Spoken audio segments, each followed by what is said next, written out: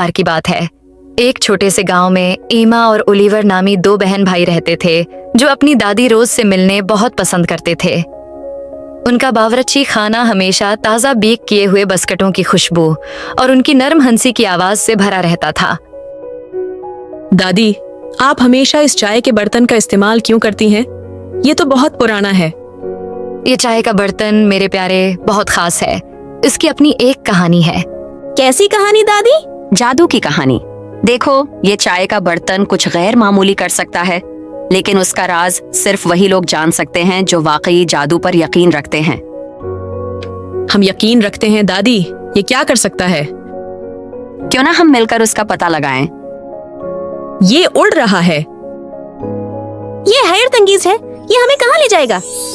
बच्चों, मजबूती से पकड़ लो। चाय का बर्तन हमें रास्ता दिखाएगा। और रंगों की घूमती सरंग के साथ बच्चों ने खुद को एक जादुई सफर पर पाया। दादी के बावर्ची खाने को पीछे छोड़ते हुए एक हैरत और महम से भरी दुनिया में दाखिल होते हुए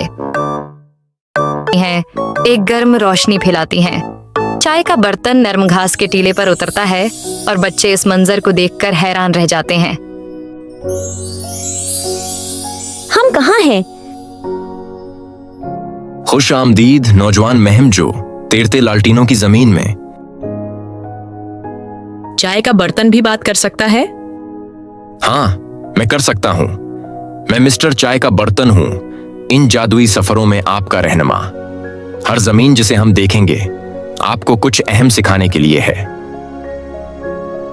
हम यहाँ क्या सीख सकते हैं मिस्टर चाय का बर्तन? इस जमीन में लोग रोशनी के त्योहार का जश्न मनाते हैं। वो दुनिया के लिए उम्मीद, मेहरबानी और ख्वाहिशात की इलामत के तौर पर लालटीनें आसमान में भेजते हैं। क्यों ना हम उसे देखें?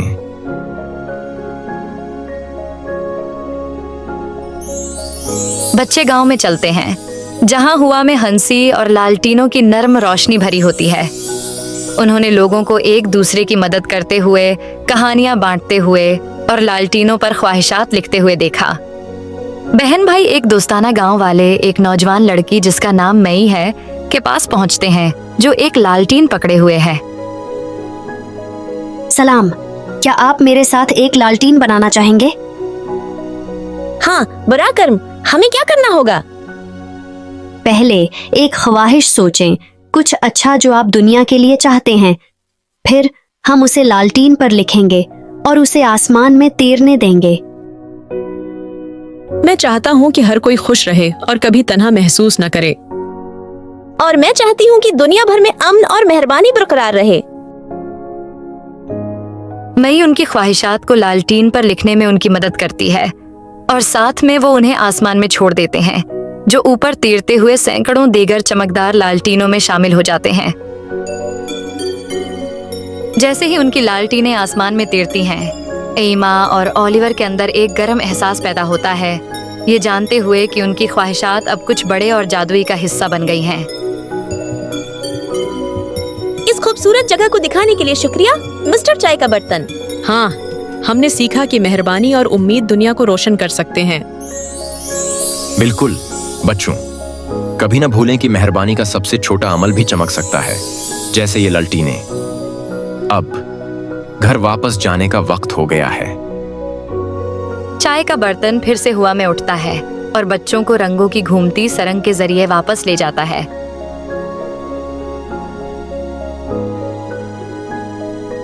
और उसी तरह एमा और ओलिवर वापस दादी रोज के बावर्ची खाने में पहुंच गए, जैसे वो कभी गए ही नहीं थे।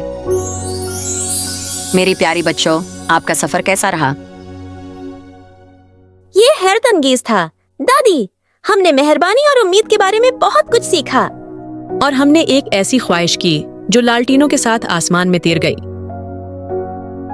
मुझे बहुत खुशी है कि आपने उसका लुत्फ उठाया। याद रखें, जब भी आपको जरूरत हो, चाय के बर्तन का जादू हमेशा आपके साथ रहेगा।